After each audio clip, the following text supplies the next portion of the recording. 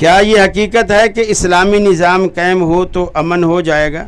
جی یہ حقیقت ہے، یہ حقیقت ہے، اور اس کی دلیل یہ ہے نبی کریم صلی اللہ علیہ وسلم، یہ صرف انسانوں تک نہیں جانوروں میں بھی اس کا امن منتقل ہوگا۔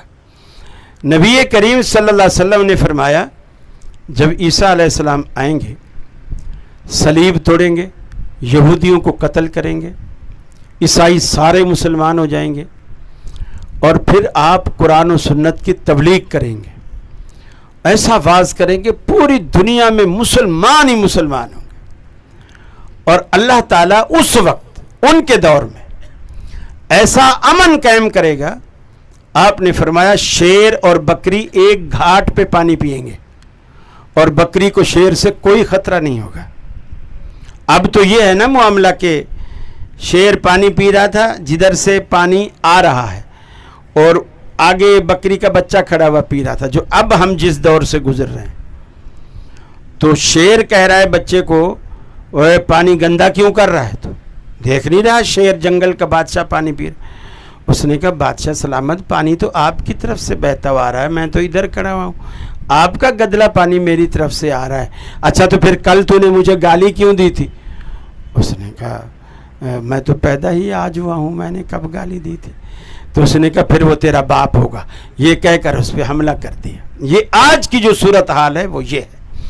نبی کریم صلی اللہ علیہ وسلم نے فرمایا بچے گلیوں میں سانپ پھرتے ہوں گے، بچے سانپوں سے کھیلیں گے۔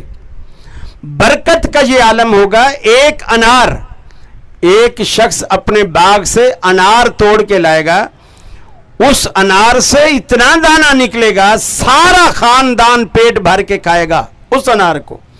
اس کا چھلکا اتنا بڑا ہوگا کہ جب اس کو کھول کے، چھلکے کو کھول کے یوں کھڑا کریں گے تو فرمایا پورے خاندان کے لیے وہ چھلکا خیمہ بن جائے گا، پورے خاندان کے لیے خیمہ بن جائے گا۔ صرف امن ہی نہیں ہوگا، برکتیں بھی ہوں گی، اور آج ہم برکتوں سے اسی لیے محروم ہیں۔ رسول اللہ صلی اللہ علیہ وسلم کے بعد خود حضرت عمر بن عبدالعزیز کا جب دور آیا، امن بھی تھا اور مطلب برکت بھی تھی الحمدللہ۔ ان کے دور میں لوگوں نے آ کر کے شکایت کی کہ ہم جس کے پاس زکوٰۃ لے کر جاتے ہیں آگے لینے والا کوئی نہیں۔ لوگ کہتے ہیں ہم نے خود زکوٰۃ نکالی ہوئی ہے، فوراً رو کر سجدے میں گر گئے، یا اللہ کہیں تو ہم سے ناراض تو نہیں ہو گیا کہ ہماری نیکیوں کا بدلہ تو ہمیں دنیا میں دینے لگا ہے۔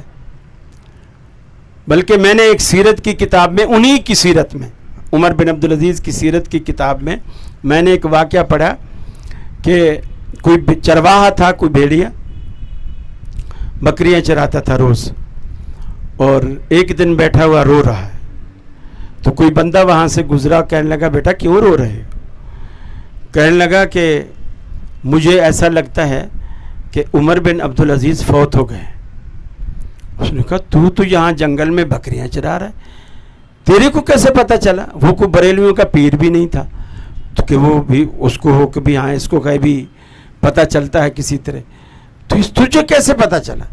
اس نے کہا میں 10 سال سے بکریاں چرا رہا ہوں اور اسی جنگل میں چرا رہا ہوں، آج تک کسی بھیڑیے نے میری بکری پہ حملہ نہیں کیا۔